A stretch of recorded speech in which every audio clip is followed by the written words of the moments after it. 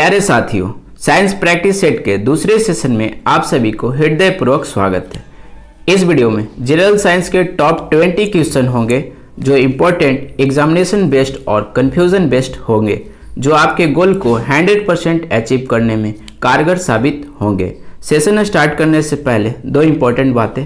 पहला, प्रत्येक क्वेश्चन के बाद आपको 5 सेकेंड दिए जाएंगे। विद इन 5 सेकेंड आपको खुद से आंसर देने की कोशिश करनी है। दूसरा, पीडीएफ के लिए हमारे टेलीग्राम ग्रुप हच स्टडी को ज्वाइन कर सकते हैं और हमारे यूट्यूब चैनल से जुड़े रहने के लिए लाल रंग के सब्सक्राइब बटन पर क्लिक कर चैनल को सब्सक्राइब कर लीजिए, ताकि प्रत्येक वीडियो का नोटिफिकेशन ऑन द टाइम आप तक पहुंच सके। तो चलिए आज का पहला क्वेश्चन स्टार्ट करते हैं। आज का पहला क्वेश्चन ग्रेविटेशनल फोर्स से रिलेटेड है। बोलता है, यदि पृथ्वी और सूर्य के बीच की दूरी दोगुनी हो जाए तो पृथ्वी पर सूर्य द्वारा गुरुत्वाकर्षण बल पहले की अपेक्षा कितनी हो जाएगी। यानी कि दो ऑब्जेक्ट दिया गया है, उनके बीच बोल रहा है कि गुरुत्वाकर्षण बल कितना हो जाएगा, पहले कितना लग रहा था और दोगुनी करने के बाद कितना हो जाएगा। चलिए इसको समझने के पहले हमको ग्रेविटेशनल इक्वेशन या ग्रेविटेशनल थ्योरी को समझना होगा, जिन्होंने न्यूटन ने दिया है। यूनिवर्सल ग्रेविटेशनल फोर्स का फॉर्मूला जो है से उन्होंने ड्राइव किया है। वो क्या है कि F1 F2 = G m1 m2 by r²। इसको समझने से पहले चलते हैं हम लोग न्यूटन के दूसरे गति नियम को। दूसरे गति नियम क्या बोलता है? F = m/a, यानी कि फोर्स जो होता है मास इंटू एक्सेलरेशन के बराबर होता है। यानी बोल सकते हैं कि force is directly proportional to mass. इतना कॉन्सेप्ट क्लियर हो गया कि फोर्स किसके पर प्रोपोर्शनल है? मास का। चलिए, तो बोलता है कि फोर्स जो अट्रैक्शन लेगा, एक बॉडी दूसरे बॉडी को अपने ओर जितने फोर्स से आकर्षित करेगा, दूसरा बॉडी भी उतने ही फोर्स से पहले बॉडी को आकर्षित करेगा। यानी कि दोनों पर जो फोर्स ऑफ अट्रैक्शन जो लग रहा है एक दूसरे के प्रति, वो बराबर लग रहा है। यानी कि F1 = F2। इसका वैल्यू क्या होता है? G × m1 m2 by r²। m1 क्या है? पहले वस्तु का मास। m2 क्या है? दूसरे वस्तु का मास। और r क्या है? r जो है से इन दोनों के बीच का central distance. Very important, central distance. हमेशा क्या लेंगे? सेंट्रल डिस्टेंस को ही लेंगे। चलिए अब इसके की पॉइंट को समझते हैं कि g क्या है। g जो है से यूनिवर्सल ग्रेविटेशनल कांस्टेंट है, इसको हिंदी में क्या बोलेंगे? सर्वात्रिक गुरुत्वाकर्षण नियतांक, जिसका वैल्यू 6.67 × 10⁻⁻11 न्यूटन मीटर स्क्वायर पर kg² होता है। ये इंपॉर्टेंट डाटा है। ये हमेशा वन लाइनर क्या बोलते हैं उसको, ऑब्जेक्टिव क्वेश्चन में डायरेक्ट उठाकर दे देता है। कभी कभी इसका यूनिट भी डायरेक्ट दिया हुआ रहता है। चलिए दूसरा हम लोग देखने की कोशिश करते हैं। अच्छा, मास का जो है, पृथ्वी का जो है रेडियस कितना है? तो वो है 6357 किलोमीटर।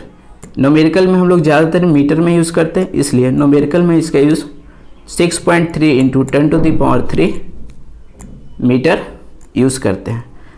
नेक्स्ट है मास। मास हो जाएगा, अर्थ का मास जो है, पृथ्वी का द्रव्यमान जो है 6 × 10⁻24 kg। चलिए ठीक है। अब अगला है जी को हम लोग क्या बोलते हैं? Acceleration due to gravity. यानी कि पृथ्वी के गुरुत्वाकर्षण के कारण जो त्वरण उत्पन्न होता है वस्तुओं में। चलिए, तो इसका परिभाषा क्या है? इसका परिभाषा है कि मास से 1 kg मास की वस्तुओं पर पृथ्वी द्वारा जितना गुरुत्वाकर्षण बल लगाया जाएगा, उसी को हम लोग क्या बोलते हैं? एक्सेलरेशन ड्यू टू ग्रेविटी बोल देते हैं। ठीक है, तो हम लोग 1 kg मास की वस्तुओं पर जितना लग रहा है, जैसे मान ले रहे हैं ये मेरा ऑब्जेक्ट है, ये पृथ्वी है। चलिए, तो मास कितना बोला है? 1 kg की वस्तुओं पर जितना लगेगा उतना। तो F = क्या हो जाएगा? G × m1। m1 क्या है? अर्थ का मास। m2 क्या है? 1 kg बट्टा में r²। r की जगह पे यहाँ क्या रखेंगे हम लोग? पृथ्वी का रेडियस। ऐसा क्यों रखेंगे? ये मेरा पृथ्वी है, ये इसका सेंटर है। पृथ्वी की सतह कौन सी है? ए। इन दोनों के बीच का सेंट्रल डिस्टेंस क्या होगा, यहाँ पे मान रहे हैं कोई एक ऑब्जेक्ट है, तो इन दोनों का सेंट्रल डिस्टेंस क्या होगा, तो पृथ्वी का रेडियस, तो सेंट्रल डिस्टेंस नीचे होता है, उसका स्क्वायर होता है। चलिए इतना हम लोग समझ गए। अब सारे डाटा को पुट कर देंगे, जैसे 6.67 इंटू 10⁻⁻11। चलिए मास कितना था अर्थ का, वो भी पुट कर देंगे, 6 इंटू 10⁻24 बट्टा में आर स्क्वायर भी पुट कर देंगे, जैसे 6.3 इंटू 10⁻3 और इसका स्क्वायर। इसको अगर हम सोल्व करते हैं तो इसका जो आएगा कितना आएगा, 9.81 के आसपास आएगा सोल्व करने के बाद। तो ये क्या हो गया, फोर्स था, तो इसको हम लोग क्या लिखेंगे, न्यूटन में, तो इतना न्यूटन आएगा। लेकिन जो क्या बोले थे, इसका जो व्यंजक आएगा वो बराबर होगा, तो इतना जो है ये सिर्फ व्यंजक बराबर है, यूनिट सेम नहीं है, तो इसका यूनिट क्या हो जाएगा, मीटर पर सेकेंड स्क्वायर। इसको हमेशा याद रखना है, मीटर पर सेकेंड स्क्वायर एक्सेलरेशन का है, चाहे वो एक्सेलरेशन ड्यू टू ग्रेविटी हो, चाहे simple acceleration due to linear motion हो। चलिए ठीक है, इतना हम लोग समझ गए। चलिए अब क्वेश्चन को सोल्व करने की कोशिश करते हैं। यदि पृथ्वी और सूर्य के बीच की दूरी मान रहे हैं कि क्या, मान ले रहे हैं ये क्या है, मेरा सूर्य है, ये मेरा क्या है, पृथ्वी। इन दोनों के बीच की दूरी क्या किया जा रहा है, पहले से मान रहे हैं कि r था, अब क्या कर दिया जा रहा है, दुगना। दुगना यानी कि पहले r था तो अब 2r, 2 से गुना हो गया है r में।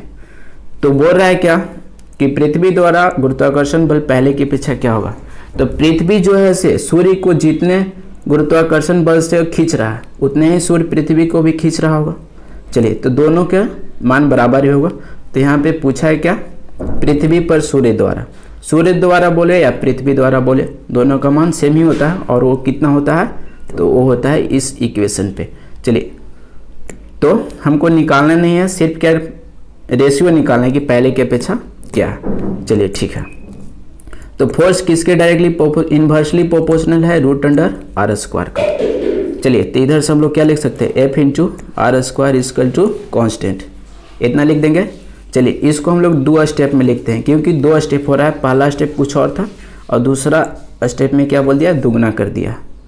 चलिए तो क्या करते हैं, F1 एंड F2, ये जो पहले लग रहा था वो चेंज के पहले, और चेंज के बाद जो फोर्स लग रहा है वो। चलिए तो ये क्या बोलता है, inversely proportional to R2/R1, R2/R1 का r²। R2 जो चेंज हुआ है वो कितना हुआ है, पहले से दुगना, पहले मान रहे हैं कितना था R, अब कितना हो गया, दुगना। चलिए जहाँ पे 2r लिख दे रहे हैं, पहले से r, तो r से r कट जाएगा, 2 का स्क्वायर करेंगे तो 4, 4/1, 4/1,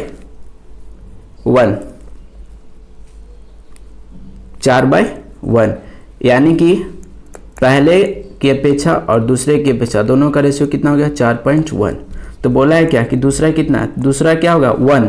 पहले 4 यूनिट था तो अब कितना यूनिट हो गया, 1, यानी कि 1 कितना हो गया, 4 हो गया। तो इसमें आंसर कौन सा है, पहले की अपेक्षा 1/4। 1/4 का मतलब क्या कि 1 में चौथाई, 1/4। चलिए आई होप आपको समझ में आया होगा।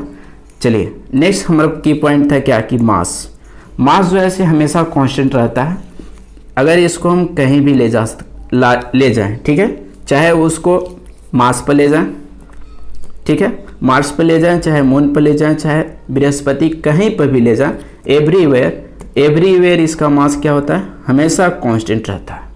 ठीक है, तो फेमस क्वेश्चन क्या पूछा जाता है कि किसी वस्तु का द्रव्यमान पृथ्वी पर 6 kg है तो चंद्रमा पर क्या होगा। तो मास जो है चेंज नहीं होता है, हमेशा कांस्टेंट रहता है। तो यहाँ 6 kg है तो यहाँ भी 6 kg होगा। अच्छा, लेकिन एक्सेलरेशन ड्यू टू ग्रेविटी यानी कि गुरुत्व जनित त्वरण किस पे निर्भर कर रहा था, तो ये निर्भर कर रहा था कि जिस पिंड पे, जैसे पृथ्वी था तो पृथ्वी के मास पे डिपेंड कर रहा था। ठीक है, अब किस तरह से डिपेंड कर रहा था, डायरेक्टली प्रोपोर्शनल से, यानी कि अगर मास ज़्यादा है तो आर का मान ज़्यादा होगा, मास कम है तो आर का मान कम होगा। तो अगर हम मून पर ले जाते हैं तो मून का मास कम है तो वहाँ जी का मान घट जाएगा, और इसका वैल्यू कितना होता है, पृथ्वी की अपेक्षा में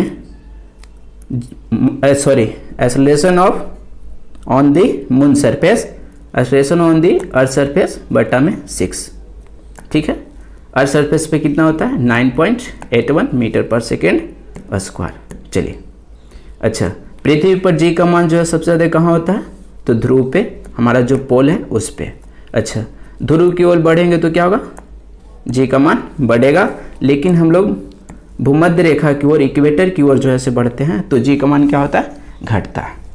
चलिए, अब हम लोग चलते हैं दूसरे क्वेश्चन में। दूसरे क्वेश्चन जो है से लिफ्ट से संबंधित है। बोलता है कि लिफ्ट में किसी व्यक्ति का भार अधिकतम कब होगा? जब लिफ्ट कहाँ जा रहा होगा। ठीक है, तो इसको समझाने के लिए हमको लिफ्ट के कॉन्सेप्ट को समझना होगा। तो देखिए, यहाँ पे एक बच्ची है, फिगर में दिख रहा।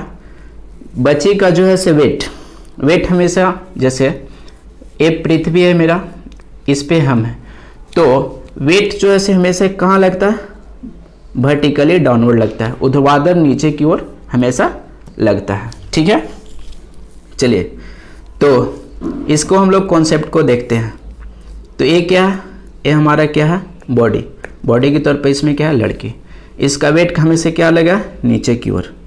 अच्छा, नीचे की ओर है तो इसको बैलेंस करने के लिए क्या? रिएक्शन फोर्स भी लगेगा, न्यूटन के तीसरे नियम के, कि एक्शन जो है से रिएक्शन के बराबर होगा। जैसे सिंपल एग्जांपल के तौर पर आपको समझाते हैं कि जैसे आप अपने सर पे कोई बोझ लिए, बोझ मतलब कोई भारी चीज़ है, तो आप इसको किस तरह से रेजिस्ट करते हैं? जितना इसका वेट है, वेट आपको नीचे की ओर दबाने की कोशिश करता है, लेकिन आप इतना ही फोर्स रिएक्शन के तौर पर ऊपर की ओर लगाकर इसको क्या करते हैं? बैलेंस करते हैं और आगे की ओर बढ़ते रहते हैं।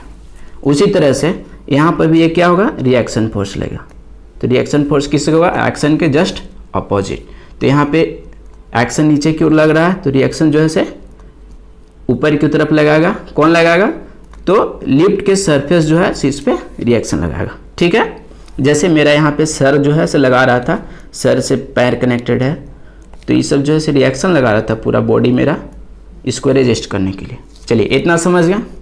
अच्छा, अब बॉडी में जब एक्सेलरेशन आता है, मान रहे हैं कि बॉडी जो है से एक्सेलरेशन ए से ऊपर की ओर जा रही है, तो न्यूटन के द्वितीय नियम के अनुसार, द्वितीय गति के नियम के अनुसार F इक्वल टू क्या होता है? m इंटू ए। यानी कि फोर्स के होने के लिए एक्सेलरेशन को होना जरूरी है। यानी कि लिफ्ट में जब तक एक्सेलरेशन नहीं होगा तब तक उसको महसूस ही नहीं होगा कि मेरा भार कम है या बेसी। अच्छा, आभासी भार किसको बोलते हैं? आभासी भार उसको बोलते हैं जो वो महसूस कर रहा है। जैसे कोई व्यक्ति जो है से पानी में जाता है तो आर्किमिडीज प्रिंसिपल के अनुसार नीचे से एक फोर्स लगता है, जिसको हम लोग क्या बोलते हैं? बॉबियंस फोर्स बोलते हैं, जिसके कारण आदमी को लगता है कि मेरा वेट घटा हुआ है। उसी तरह से, ठीक है, तो जो घटा हुआ वेट उसको महसूस हो रहा है, उसको ही बोलते हैं क्या? आभासी भार। वास्तविक भार क्या है? वास्तविक भार वे है जो नीचे लग रहा है, गुरुत्वाकर्षण बल के द्वारा लग रहा है, यानी W equal to m into g. ठीक है, इतना कॉन्सेप्ट क्लियर हो गया। चलिए, अब हम लोग समझते हैं लिफ्ट का। चलिए, बॉडी था, नीचे की ओर W लगा, W equal to m into g. अच्छा, रिएक्शन किधर लगा? ऊपर की ओर। अब बॉडी में मोशन ऊपर की ओर हो रहा है मान लेते हैं, ठीक है, तो जिधर मोशन होगा उधर ही फोर्स होगा, तो फोर्स भी इधर की तरफ ही आ जाएगा। ठीक है, चलिए, अब इसको हम लोग लिखते हैं क्या? ऊपर का जो फोर्स है ऊपर की तरफ वो एक तरफ और नीचे की तरफ है वो एक तरफ, इक्विलिब्रियम कंडीशन को। चलिए, तो R है ऊपर एंड F है ऊपर, नीचे क्या है? W। तो रिएक्शन इक्वल टू क्या होगा? W माइनस F, उधर चल जाएगा F, तो रिएक्शन इक्वल टू क्या होगा? W minus F। W को क्या लिख सकते हैं? mg, और F को क्या लिख सकते हैं? F क्या होता है? Mass into acceleration. तो बॉडी का मास, चलिए, मास इंटू एक्सेलरेशन। चलिए, इतना तो हो गया क्लियर। तो रिएक्शन कितना निकल के आएगा? रिएक्शन निकल के आया कि जितना वेट है mg माइनस ma, m को यहाँ से कांस्टेंट कॉमन ले लेंगे तो g माइनस a आ जाएगा। तो ये क्या हो गया मेरा? यही जो है से आभासी भार हो गया। यानी कि जितना नीचे से रिएक्शन लग रहा था, जैसे आप बोझ लिए थे तो जितना नीचे से रिएक्शन आप लगा रहे थे, तो यही आपको महसूस हो रहा था क्या? कि इतना इसका वेट है। इसी तरह से जितना नीचे से रिएक्शन लगेगा वही उसका आभासी भार हो जाएगा। ठीक है, सारे कॉन्सेप्ट क्लियर। चलिए अब हम लोग देख लेते हैं, क्या देख लेते हैं। जैसे पहला बोल रहा है कि जब लिफ्ट रुकी हुई है, एक्सेलरेशन रुकी हुई है तो उसमें कोई चीज़ नहीं है, वेलोसिटी भी जीरो, तो वेलोसिटी जीरो तो एक्सेलरेशन, जब एक्सेलरेशन ही नहीं है तो क्या फोर्स भी जो है से नहीं होगा, तो फोर्स जीरो। चलिए रिएक्शन का फॉर्मूला क्या आया था, m इंटू जी माइनस ए, तो यहाँ पे एक्सेलरेशन जीरो है तो इसका कितना रिएक्शन हो जाएगा m इंटू जी, यानी कि जो है वास्तविक भार था mg बॉडी का तो उतना ही रह गया। रिएक्शन जो आया, रिएक्शन मतलब कि आभासी भार, आभासी भार कितना है, वास्तविक भार m इंटू जी। ठीक है, दूसरा जब लिफ्ट, नहीं तीसरा को पहले देख लेते हैं। जब एक्सेलरेशन, कुछ एक्सेलरेशन है जो ऊपर जा रही है, कुछ एक्सेलरेशन से बॉडी लिफ्ट जो है से ऊपर जा रही है तो उसका भार क्या होगा। चलिए तो ऊपर जा रही है तो क्या होगा, बढ़ा हुआ प्रतीत होगा ना। चलिए अब कॉस बढ़ा हुआ प्रतीत होगा, तो R is equal to M into G into क्या था,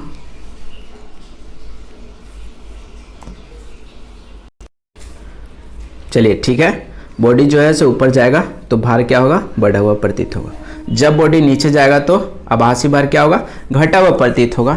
जब उसका रस्सी ही टूट जाए तो क्या होगा, जब रस्सी टूटेगा तो कोई जो है से बॉडी क्या होगा, पूरा लिफ्ट जो है से मेरा फ्री फॉलिंग होते हुए नीचे की ओर गिरेगा। जब भी फ्री फॉलिंग से गिरता है तो वहाँ एक्सेलरेशन क्या होता है, जी हो जाता है। तो एक्सेलरेशन जब बराबर हो गया किसके, जी का, एक्सेलरेशन किसके बराबर हो गया, जी का, तो यहाँ पर क्या हो जाएगा, आभासी भार हो जाएगा m इंटू जे माइनस ए नीचे के लिए था।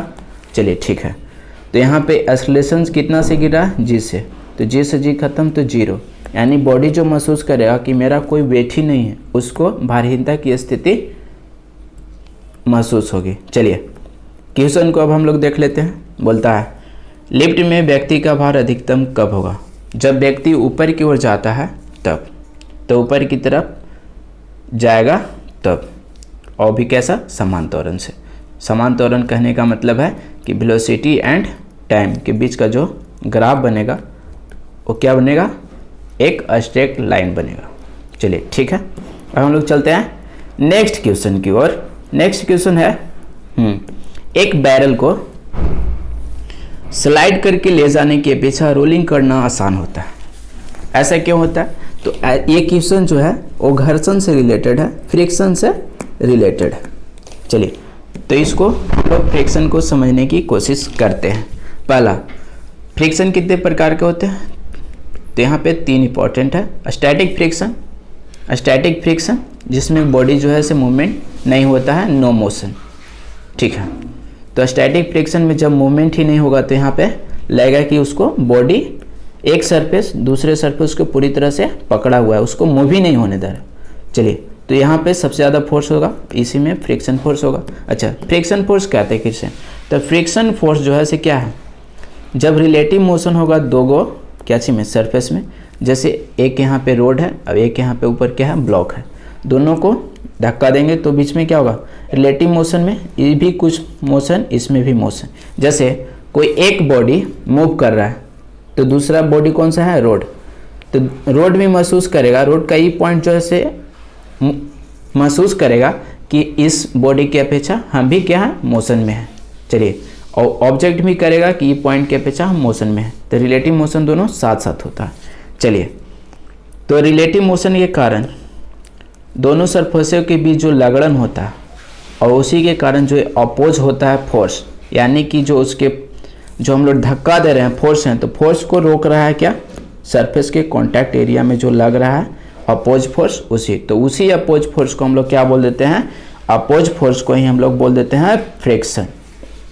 ठीक है, जैसे फोर्स हम लोग लगा रहे हैं इधर, तो फ्रिक्शन कहाँ लग रहा है, इन दोनों सरफेसेस के बीच में जो अपोज फोर्स हो रहा है उसको फ्रिक्शन बोल देंगे। चलिए, दूसरा है स्लाइडिंग फ्रिक्शन। स्लाइडिंग फ्रिक्शन मतलब क्या, स्लाइडिंग मतलब होता है कि स्लाइड करना, जैसे फोर्स लगाएं तो बॉडी जो है से स्लाइड करना स्टार्ट कर दिया, यानी कि इसमें अब फोर्स जो है से यहाँ पे थोड़ा कम हुआ है इसके अपेक्षा, मतलब यहाँ पर जो फोर्स लग रहा था उसकी अपेक्षा यहाँ कम हुआ, तभी ये मूव करना स्टार्ट किया। तीसरा है रोलिंग मोशन। रोलिंग मोशन होगा तो रोलिंग फ्रिक्शन होगा। स्लाइडिंग मोशन किसको बोलते हैं? स्लाइड करना। सिंपली एक ब्लॉक है, उसके ऊपर हम लोग फोर्स लगा के स्लाइड कर रहे हैं। चलिए, स्लाइड किसको कहते हैं? स्लाइड में होता है लाइन कॉन्टैक्ट। जैसे एक ड्रम ले लेते हैं, तो ड्रम को हम लोग क्या कर रहे हैं? मूव करा रहे हैं। तो ड्रम को अगर हम मूव कराते हैं रोड सरफेस पे, तो उसको हमेशा पॉइंट जो आता है वो लाइन पॉइंट आता है, यानी कि लाइन कॉन्टैक्ट बनाता है। ठीक है, चलिए, अगर यही जो होता उस एक होता है स्फीयर, गोला होता और पृथ्वी पे मूव कर रहा है, तो हमेशा क्या होगा? यहाँ पे पॉइंट कॉन्टैक्ट आएगा, यानी कि इस केस में फ्रिक्शन बहुत कम लग गया। तो सबसे ज़्यादा फ्रिक्शन किस में हो गया? इस केस में, जब बॉडी को मूव ही नहीं करने दे रहा है, यानी कि यहाँ बहुत ज़ोर से पकड़ा हुआ है। चलिए, दूसरा थोड़ा सा मूव किया, यानी कि स्लाइडिंग। स्टैटिक सबसे ज़्यादा होगा स्टैटिक में फ्रिक्शन, दूसरा होगा स्लाइडिंग में, फिर जो है से रोलिंग में। अच्छा, फ्रिक्शन जो है किस पे डिपेंड करता है? सरफेस पे। सरफेस कैसा है? चिकना है या स्मूथ है? चिकना है या रूखड़ है? रफ है या स्मूथ है? तो चिकन सरफेस रहेगा, उस पर हम लोग आसानी से मूव करा सकते हैं स्लाइड को। जैसे चिकनी सतह पर जो है हम लोग क्या होता है? बर्फ़ के सतह को ले लेते हैं, चिकनी सतह, तो वहाँ पे हम लोग क्या होते हैं? गिर जाते हैं, नहीं चल पाते हैं अच्छे से। तो उसका कारण क्या है? वहाँ फ्रिक्शन जो है से बहुत कम है। हमारे पैर एंड बर्फ़ के सतह के बीच फ्रिक्शन नहीं बन पा रहा है, इसलिए हम लोग मूव नहीं कर पा रहे हैं अच्छे से।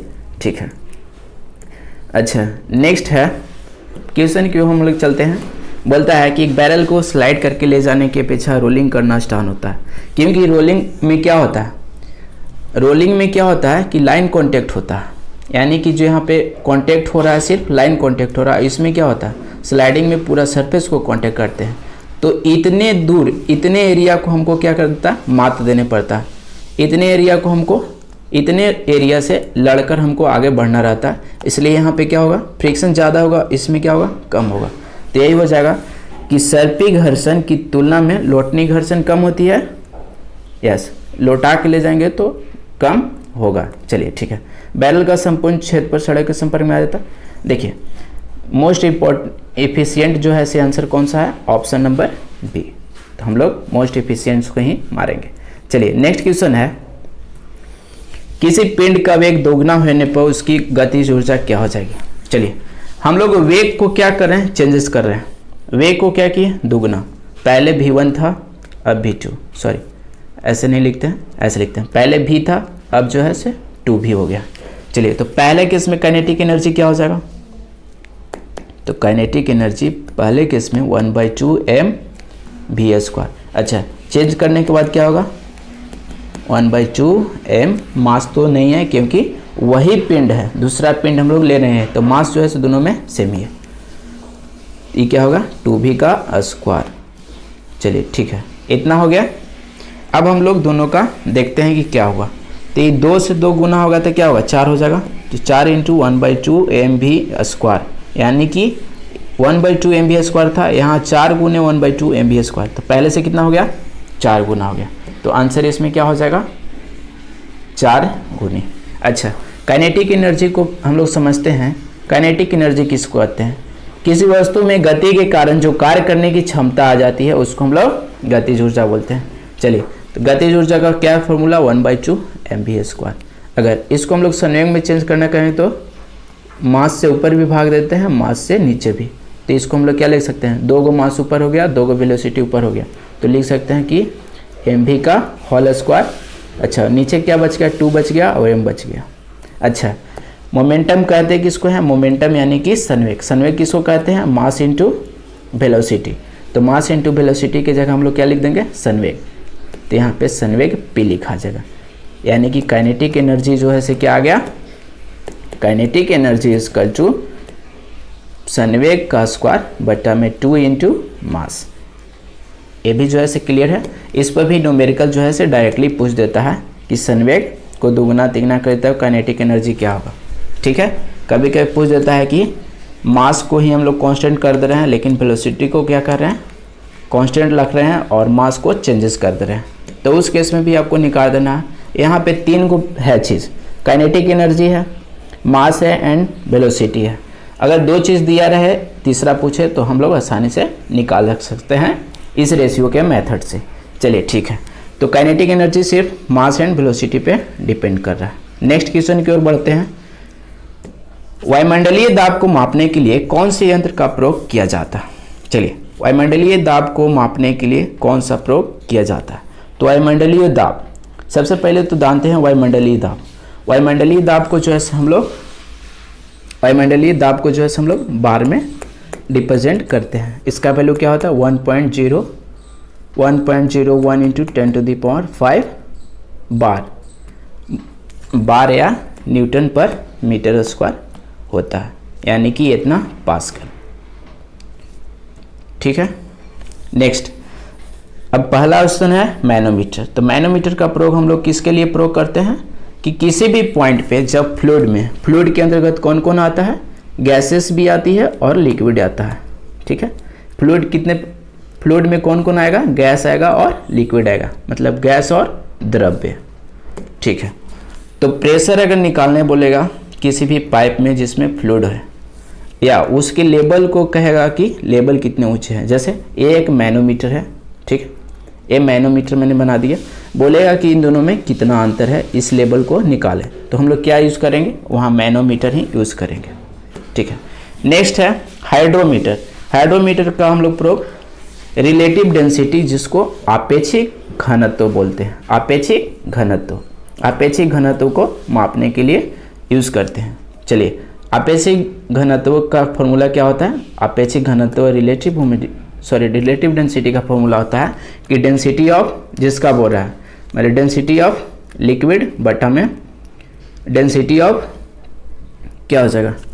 डेंसिटी ऑफ लिक्विड बटा में डेंसिटी ऑफ वाटर। ठीक है, ये जो है हो गया।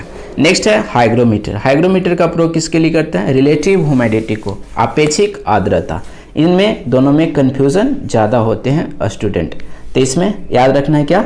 हाइड्रो, जब ड्रो होगा तो यहाँ पे डेंसिटी आएगा, एंड ग्रो होगा तो ह्यूमिडिटी आएगा। ठीक है, ड्रो होगा तो डेंसिटी ड से ड, अच्छा ग्रो है तो क्या होगा? ह्यूमिडिटी। चलिए, एगो में मिल रहा है क्या? ड और ड, एगो में जो नहीं मिल रहा है उसमें ह्यूमिडिटी। अच्छा, तो इसका आंसर कौन सा होगा? बैरोमीटर। बैरोमीटर के द्वारा ही जो हम लोग वायुमंडलीय दाब को या एटमॉस्फेरिक प्रेशर को मापा जाता है। ठीक है, नेक्स्ट क्वेश्चन की ओर चलते हैं। किसी पिंड का अधिकतम भार होता है, अधिकतम भार कहाँ होगा?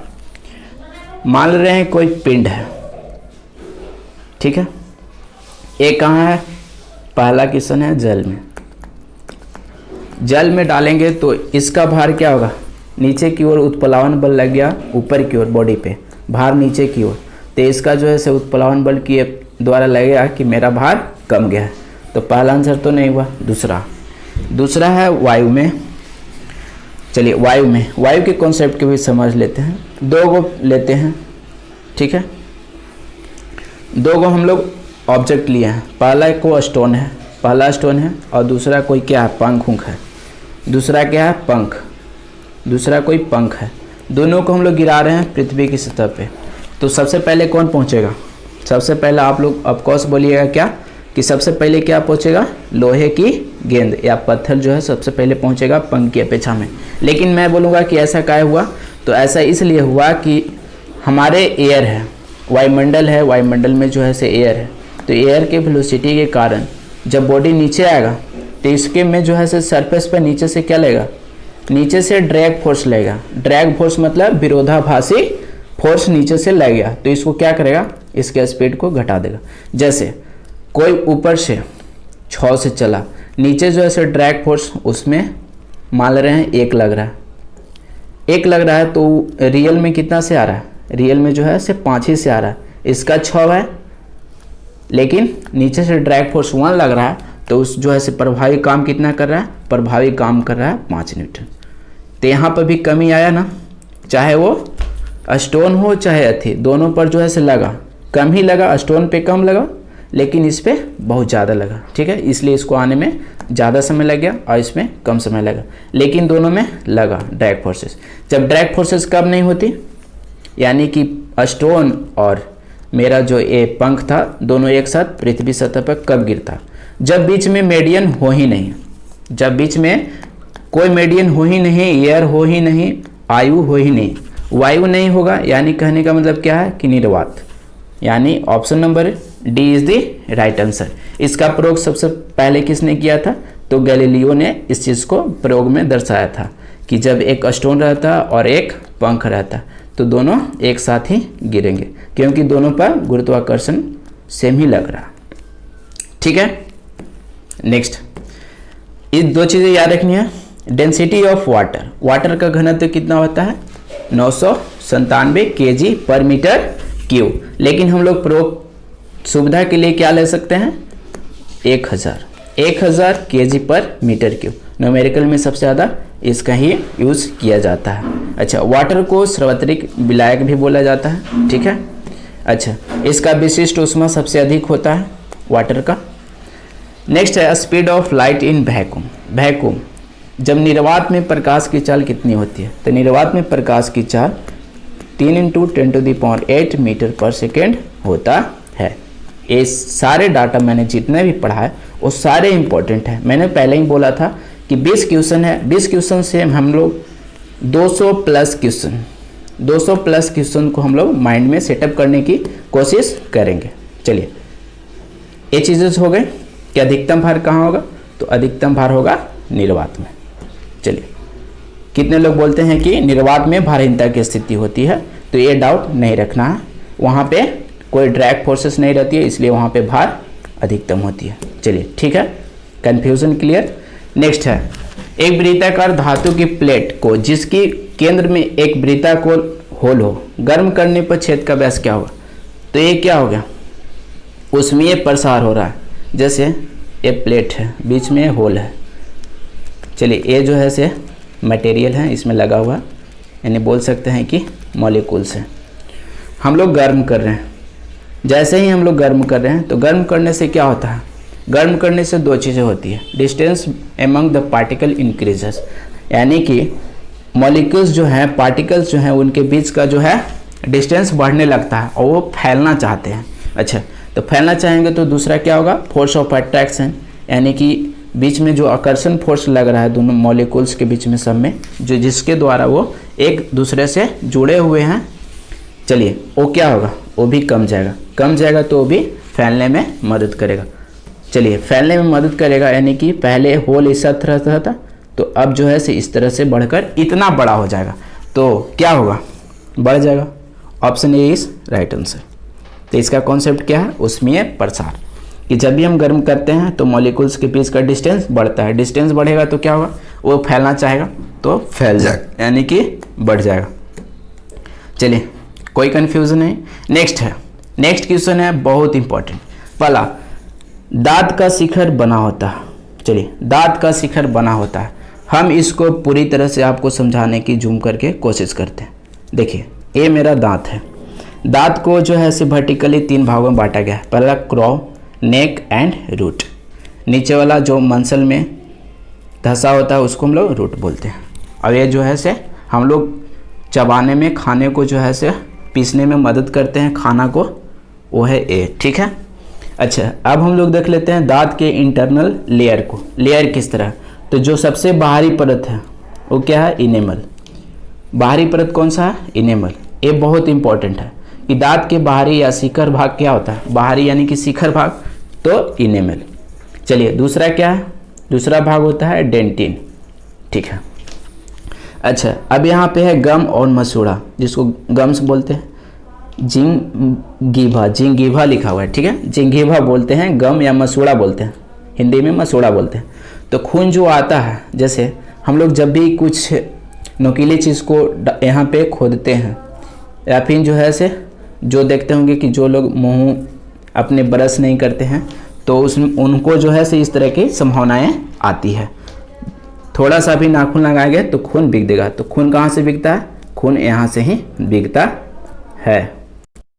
चलिए, अब हम लोग देखते हैं जो दांत में झंझनावट आती है, वो इस वाला से आती है, जो आपको धागे की तरह दिख रहा है, इसके वजह से और इसके वजह से आती है, जिसको बोलते हैं नर्व एंड ब्लड वेसल। इसी के कारण कभी कभी जैसे ठंडे चीज़ें ये सब खाते हैं तो झंझनाहट या कनकनाहट जो महसूस होती है वो इसी की वजह से महसूस होती है। चलिए हम लोग अब इम्पोर्टेंट कुछ पॉइंट को देखते हैं। जैसे पहला लिखा हुआ है इनेमल। इनेमल जो है जो बाहरी पार्ट था, ठीक है, ये जो है से most hard and strong part of entire body, यानी कि ह्यूमन बॉडी का सबसे बोलेगा कि हार्ड और स्ट्रॉन्ग कौन सा है, तो वही दांत का है, बाहरी परत जो जिसको हम लोग इनेमल के नाम से जानते हैं। चलिए ठीक है, तो इसका आंसर कौन सा होगा? शिखर किससे बना होता है? तो एनिमल से, इनेमल से। शिखर बोलने का मतलब का बाहरी भाग। चलिए ठीक है, बाहरी भाग या ऊपरी भाग। चलिए हम लोग चलते हैं नेक्स्ट क्वेश्चन की ओर। नेक्स्ट क्वेश्चन है वो किससे संबंधित? यकृत से संबंधित है। तो बोलता है कि ग्लूकोज का ग्लाइकोजन में परिवर्तन तो यकृत में होता है, तो जानते हैं ग्लूकोज का ग्लाइकोजन में, किंतु इसका संग्रह कहाँ होता है, इसका रख रखाव कहाँ होता है? तो यह यकृत एवं पेशियों में आंसर इसका हो जाएगा। चलिए कुछ इंपॉर्टेंट पॉइंट है। जैसे लीवर, लीवर को हम लोग यकृत हिंदी में बोलते हैं। Biggest exocrine gland of human body. Exocrine मतलब बाह्यस्रावी और ग्लैंड में ग्रंथि, यानी कि बाह्यस्रावी ग्रंथि पूरे ह्यूमन बॉडी का सबसे बड़ा बाह्यस्रावी ग्रंथि कौन सा है? तो लीवर, यकृत। चलिए जॉन्डिस किसके कारण होता है? तो जॉन्डिस होता है जब लीवर में गड़बड़ियाँ उत्पन्न होगी, तब वो अब अच्छा से काम नहीं करेगा तो, ठीक है। अच्छा, जॉन्डिस में क्या होता है? पूरे शरीर में जो है से पीलापन आ जाती है, इसका यही पहचान है। चलिए मूत्र भी पीला रंग का होने लगता है। चलिए बाइल जूस, बाइल जूस जिसको हम लोग पित्त रस बोलते हैं, पित्त रस का कहाँ निर्माण होता है? तो लीवर में, यकृत में ही इसका निर्माण होता है। चलिए नेक्स्ट है यूरिया। यूरिया माने हो गया क्या? यूरिया जो पहला संश्लेषित रसायन कौन सा था? यूरिया ही है, ठीक है। इसका निर्माण कहाँ होता है? लीवर, यकृत में। यकृत में क्या होता है? इसका निर्माण होता है। लेकिन अब बोले कि यूरिया को जो है हम लोग कहाँ भेज देते हैं? किडनी में, किडनी में जो है से भेज देते हैं यूरिया को। वहाँ पर क्या होता है कि यूरिया जो है से यूरिन में चेंज हो जाता है, जैसे मूत्र। यूरिन का मतलब होता है क्या? मूत्र। यूरिया का मतलब क्या हो गया? एक रसायन। चलिए तो मूत्र बनकर जो है से बाहर निकल जाता है।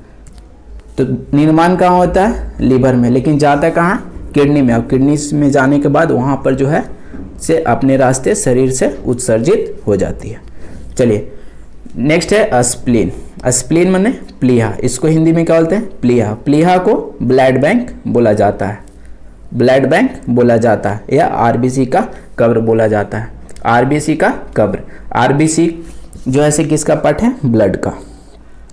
इसका फुल फॉर्म होता है रेड ब्लड कार्पोसल्स, लाल रक्त कणिका। चलिए नेक्स्ट हम लोग चलते हैं। कौन सा तत्व इनेमल को मजबूत बनाता है? तो इनेमल में जो है से फ्लोरीन के यौगिक होते हैं जो इसको मजबूत बनाता है। Answer B is the right answer. अब हम लोग देखते हैं कि समुद्र का पानी में जो खरापन आता है वो किसके कारण से आता है?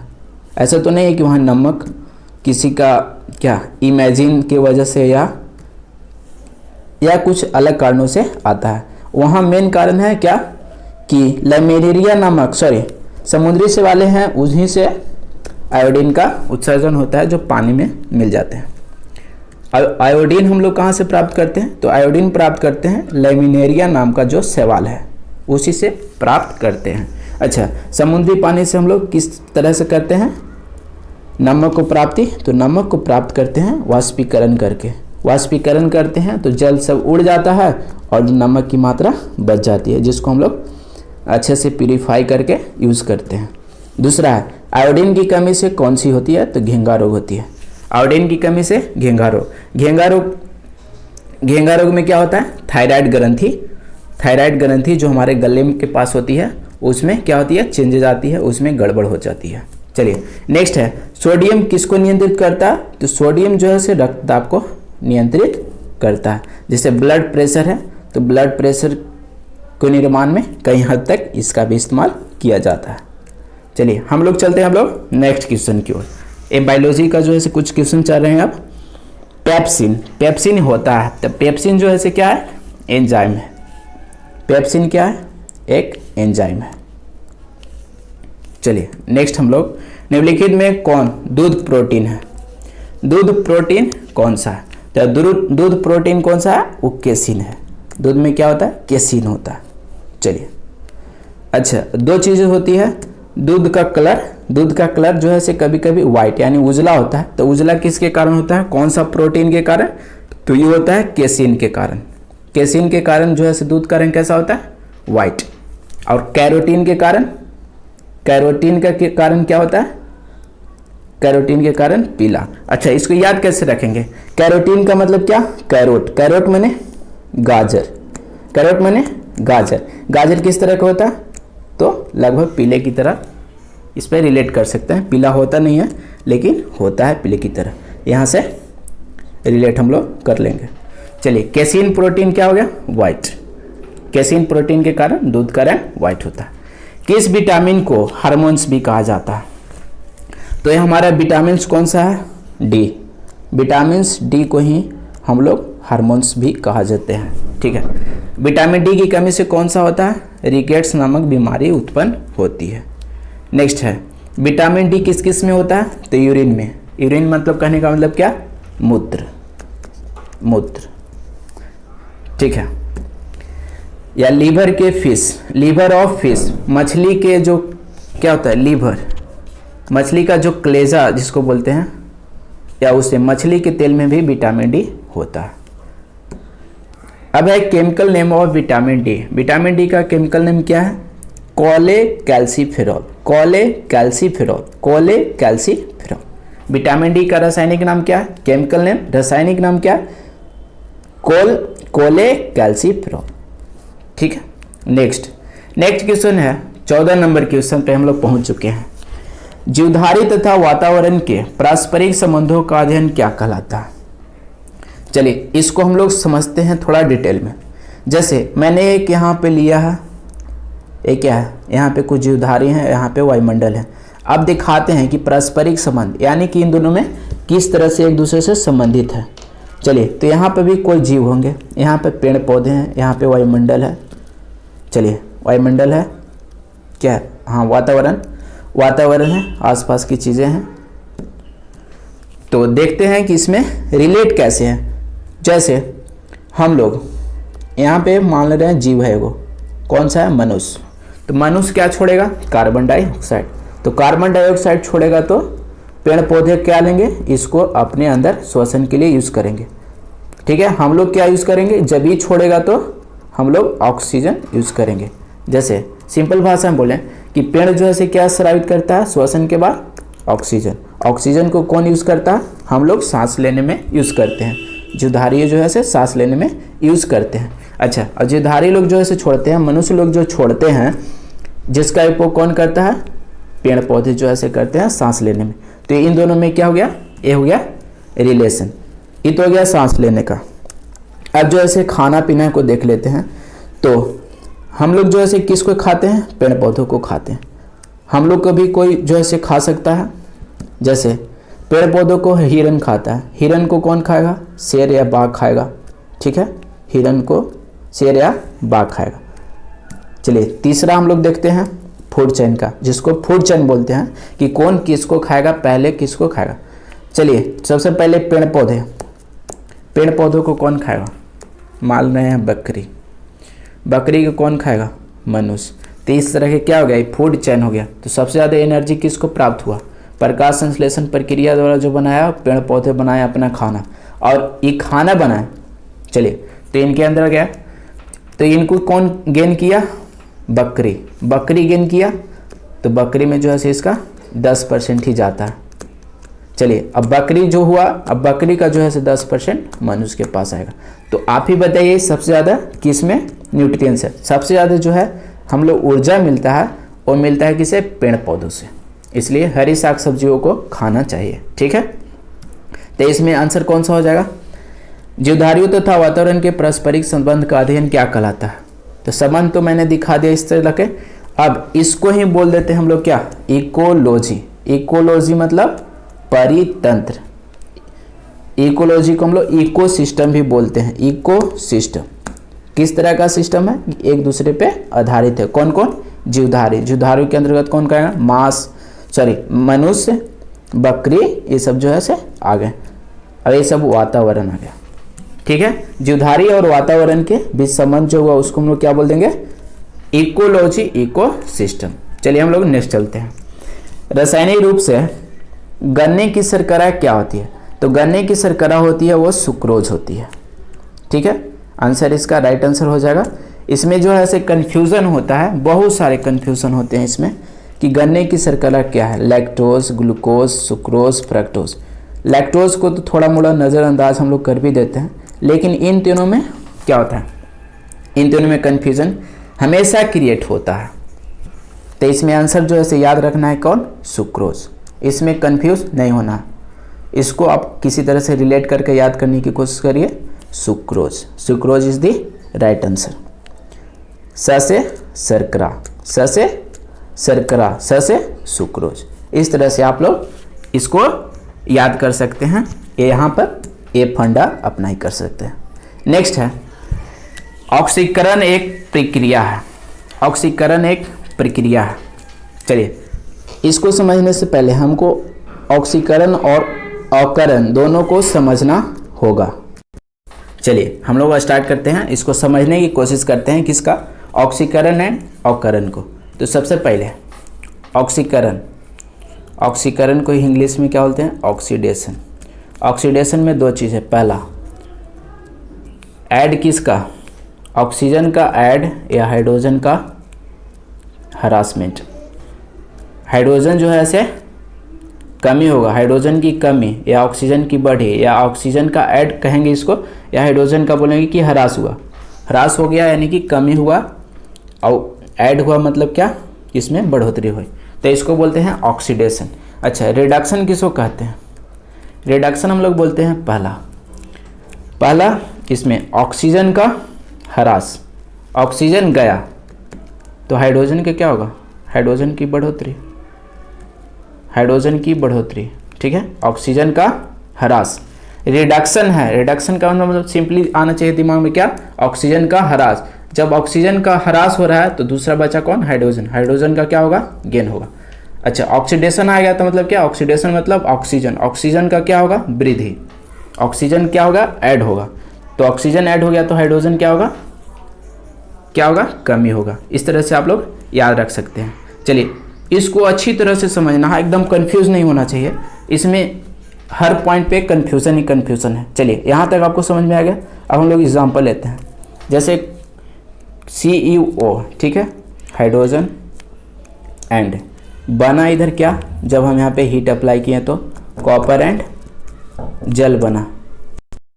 चलिए एक हम लोग एग्जांपल ले लिए, तो इधर ये जो था इतना हीट दिए तो ये मेरा प्रोडक्ट बना, इधर अभिकारक कितना था, रिएक्शन हो रहा है एक तरह से, ओके। तो इसमें हम लोग क्या देख रहे हैं, यहाँ से देख रहे हैं क्या, ये वाला पोर्शन को पहले देखने की कोशिश करते हैं। तो इसमें क्या हो रहा है, इसमें जो है हो रहा है क्या कि यहाँ ऑक्सीजन था, यहाँ ऑक्सीजन नहीं है, तो ऑक्सीजन का ह्रास हुआ। तो ऑक्सीजन का ह्रास हुआ कहने का मतलब क्या, ऑक्सीजन का ह्रास किसे में होता है, तो उसको बोलते हैं रिडक्शन। तो यहाँ पे क्या होगा, प्रोसेस, इन दोनों में प्रोसेस क्या हो गया, रिडक्शन हुआ। चलिए अब हम लोग देखते हैं इसमें, इधर क्या था, हाइड्रोजन, हाइड्रोजन में क्या हो गया, ऑक्सीजन ऐड हुआ।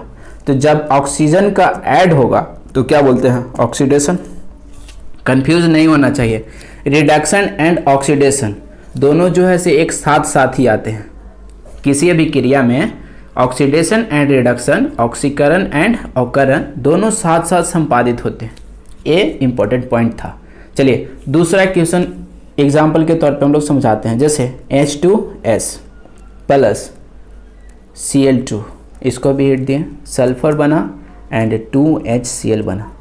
यहाँ पे 2 किस लिए, बैलेंस करने के लिए, इक्वेशन को बैलेंस करने के लिए 2 लगाए हैं। चलिए अब हम लोग देखते हैं पहला केस में, पहला केस में हम लोग देख रहे हैं क्या, यहाँ क्या था, हाइड्रोजन सल्फाइड था, यहाँ से क्या हो गया, हाइड्रोजन खत्म हुआ है, H2S में हाइड्रोजन खत्म होके बन क्या, S बन गया। जब हाइड्रोजन का ह्रास हो रहा है, हाइड्रोजन का क्या हो रहा है, ह्रास, तो क्या बोलेंगे, ऑक्सीडेशन।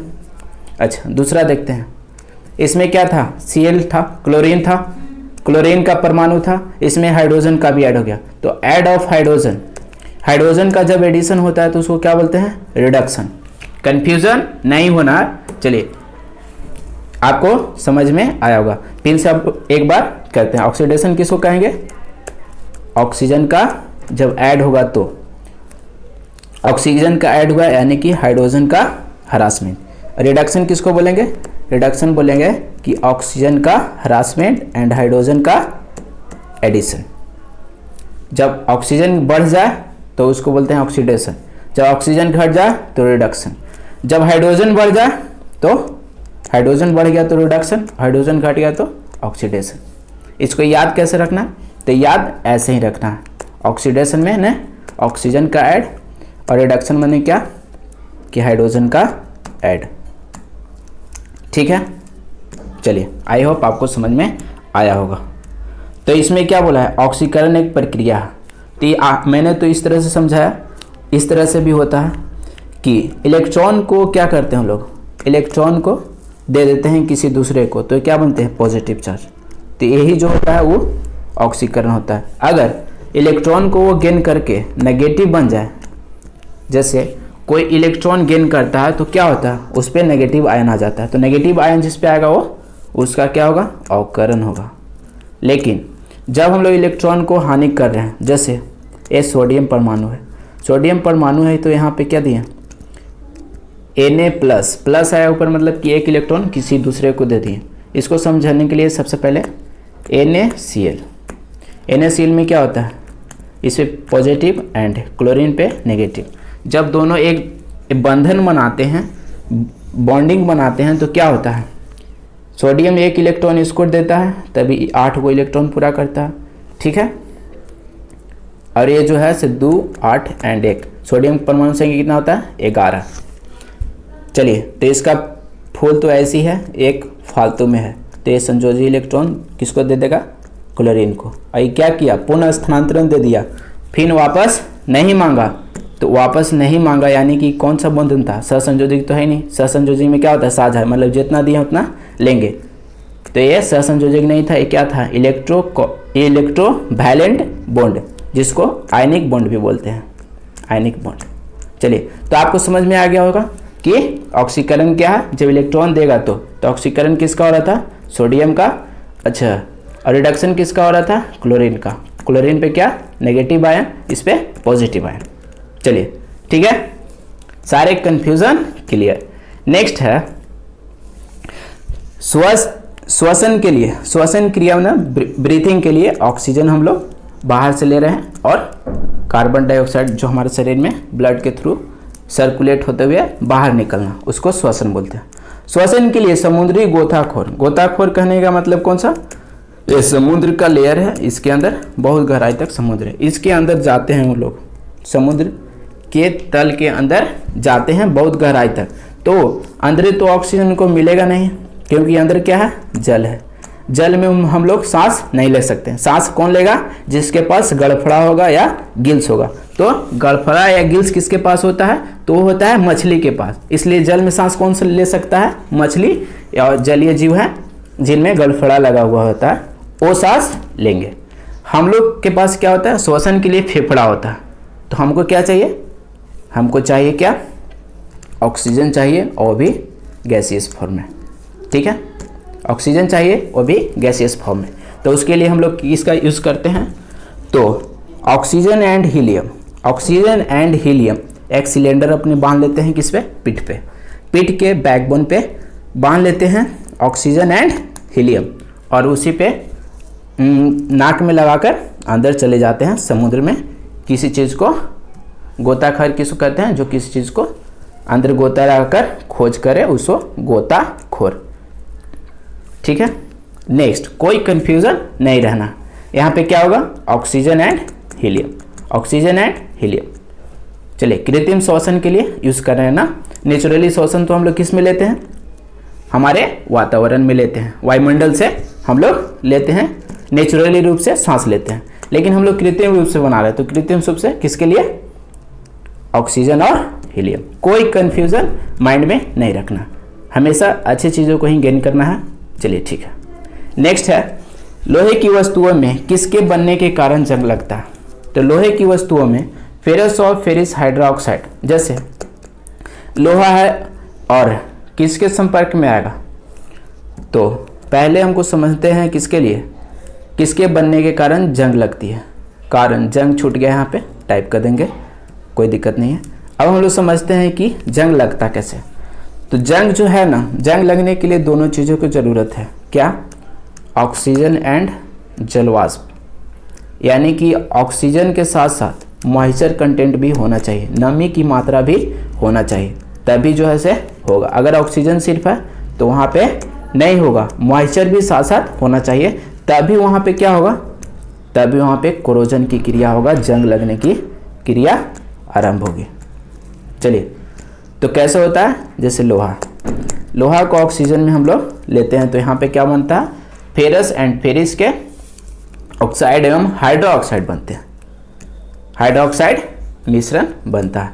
चलिए, कोरोजन, तो कोरोजन क्या है? कोरोजन में हम लोग क्या कर रहे हैं? लोहा है प्लस इसमें किसका एडिशन हो रहा है? ऑक्सीजन का। ऑक्सीजन का एडिशन हो रहा है, तभी जो है क्या हो रहा है? जंग लगता है। जब भी जंग लगता है, जब भी कोई भी मटेरियल कोरोड होता है। तो ज़्यादातर कोरोड मटेरियल कौन सा होता है? लोहे के मटेरियल में ज़्यादा कोरोजन लगता है, लोहे के मटेरियल में ज़्यादा कोरोजन लगता है। तो कोरोजन कौन सा प्रोसेस हो गया? ऑक्सीडेशन प्रोसेस, क्योंकि ये ऑक्सीजन को ऐड कर कर संपादित होती है, इसलिए हम लोग इसको क्या बोलेंगे? ऑक्सीडेशन। इसको हिंदी में क्या बोलते हैं? ऑक्सीकरण। ऑक्सीडेशन हिंदी में ऑक्सीकरण प्रोसेस। चलिए, अच्छा, कोरोजन जो है से किस तरह का चेंज होता है? तो एक केमिकल चेंज है, रासायनिक परिवर्तन है। रासायनिक परिवर्तन किसे कहते हैं? जो एक बार चेंज हो गया तो उसको हम फिर वापस नहीं ला सकते हैं। जैसे लोहे है तो लोहा में जंग लग गया, जंग लग गया तो पहले जैसा फिर वापस हम लोग इसको नहीं बना सकते हैं। चलिए, वापस नहीं ला सकते हैं पहले की अवस्था में, तो उसको बोलते हैं केमिकल चेंजेस।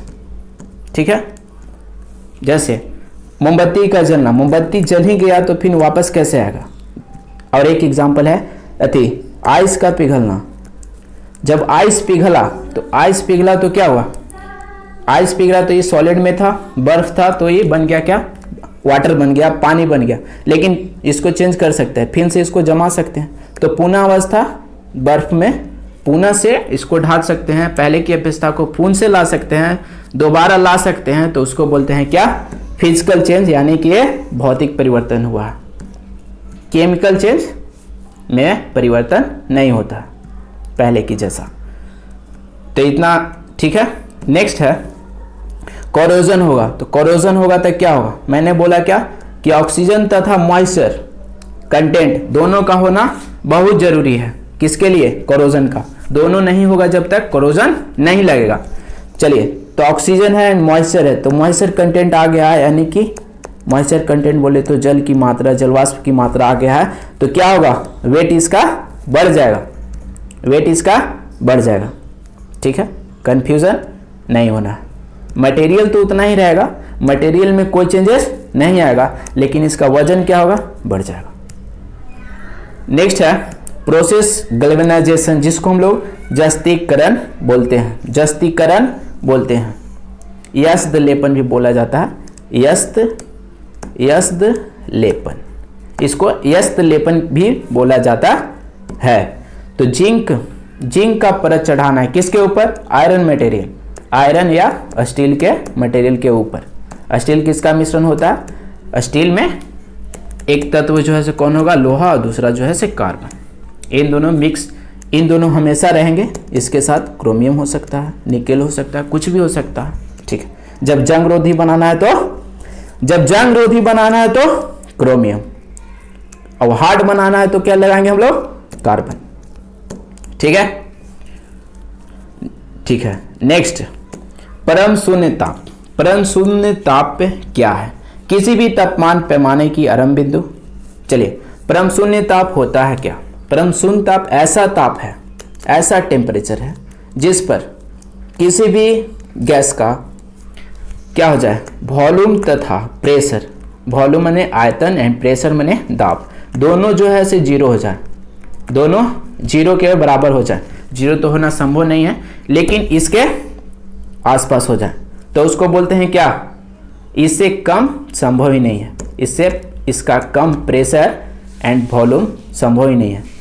सबसे कम प्रेशर एंड वॉल्यूम कहाँ होगा, तो परम शून्य ताप पर ही होगा। परम शून्य ताप का मान कितना होता है, तो एब्सोल्यूट जीरो टेम्परेचर, एब्सोल्यूट माने कि परम शून्य ताप, इसका मान क्या होता है 0 केल्विन। ठीक है, अगर इसको सेल्सियस में चेंज करें तो केल्विन स्केल से सेल्सियस स्केल में जाने के लिए केल्विन में से 273 को घटाने पड़ता है, तो हम लोग सेल्सियस स्केल में आते हैं। तो केल्विन कितना है 0 केल्विन, तो 0 में से घटाएं कितना 273, तो -273 डिग्री सेल्सियस, -273 डिग्री सेल्सियस हमारा निकल के आ जाएगा। तो हमको कंफ्यूज नहीं होना है, 0 kelvin and -273, minus is the very important point, -273 degree Celsius. चलिए, आई होप आपको समझ में आ गया होगा। परम शून्य ताप किसको बोलते हैं, वैसा ताप या टेम्परेचर जिसपे किसी भी गैस का वॉल्यूम एंड प्रेशर सबसे कम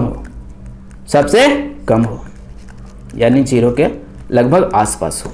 ठीक है, नेक्स्ट है सोडियम परमाणु के नाभिक में कितने इलेक्ट्रॉन, कितने न्यूट्रॉन एंड प्रोटॉन होंगे। चलिए, सोडियम परमाणु को समझना हम बोल रहा है हमको। ठीक है, परमाणु की कक्षा समझते हैं। ठीक है, तो परमाणु का नाभिक ये हो गया, कक्षा आरंभ किससे होती है, के से एल एम, ये जो है इसका नामकरण दिया गया, सबसे अंदर होगा उसको केल, इसको एल। चलिए, नाभिक में कौन कौन होते हैं, तो प्रोटॉन एंड न्यूट्रॉन। अब बाहरी की कक्षा में चक्कर कौन लगाता है, तो इलेक्ट्रॉन बाहरी कक्षा में क्या रखते हैं, घूमते रहते हैं, चक्कर लगाते रहते हैं। और नाभिक के अंदर कौन कौन होता है, तो प्रोटॉन एंड न्यूट्रॉन। किसी भी देखिए कोई भी परमाणु है उसका अगर बोलेगा परमाणु बाहर निकाले या क्या परमाणु द्रव्यमान निकाले, तब नाभिक का ही प्रयोग किया जाता है। तो ये जो है नाभिक है, इसके आसपास क्या है, कक्षा है जिसमें इलेक्ट्रॉन मूव कर रही है। नाभिक के अंदर कौन कौन, प्रोटॉन एंड न्यूट्रॉन। इसका ही जो भार होगा उसको ही हम लोग बोल देते हैं क्या, कि पूरे परमाणु का द्रव्यमान है। ठीक है, तो पूरे परमाणु का द्रव्यमान बराबर यानी कि मास नंबर क्या होगा, प्रोटॉन प्लस न्यूट्रॉन, क्योंकि नाभिक में कौन होते हैं, प्रोटॉन प्लस न्यूट्रॉन। चलिए, अब होता है परमाणु संख्या, एटॉमिक नंबर। एटॉमिक नंबर जो नाभिक में प्रोटॉन है ना, उसी को हम लोग क्या बोल देते हैं, परमाणु संख्या, एटॉमिक नंबर। चलिए, इतना तो क्लियर हो गया। अब हम लोग देखते हैं कि नंबर ऑफ इलेक्ट्रॉन कितने होंगे।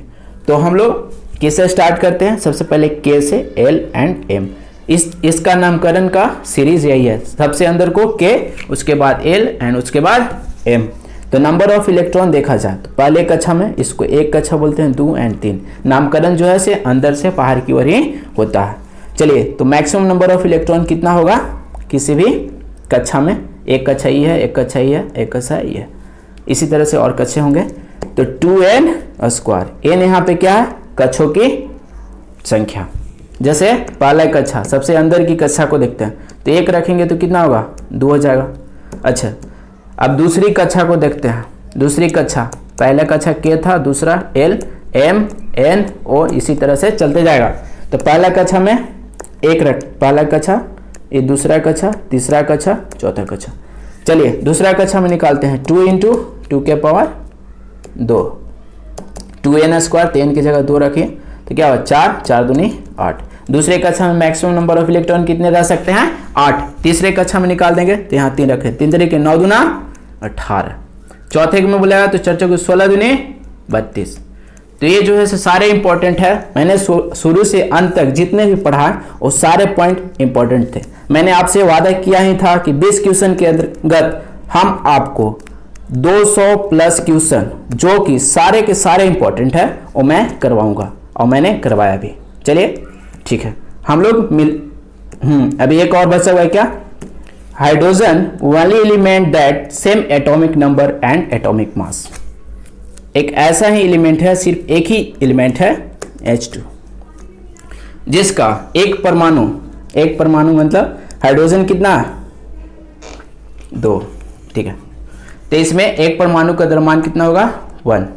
द्रव्यमानों को किस में, एटॉमिक मास यूनिट में रिप्रेजेंट करते हैं।